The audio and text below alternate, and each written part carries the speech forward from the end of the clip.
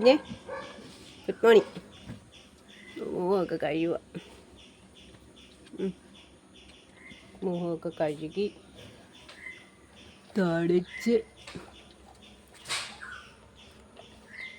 മുട്ട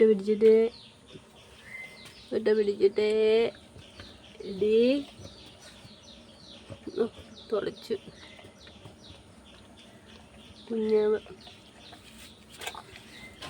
ഇതെന്തുവാ അവിടെ നോക്കട്ടെ.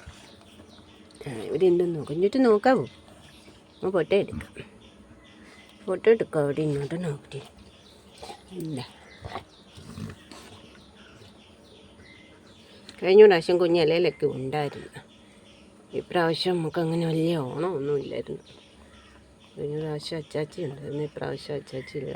അതുകൊണ്ട് ഞങ്ങളങ്ങനെ വലുതായിട്ട് ഓണമൊന്നും ഒരുങ്ങിയില്ല.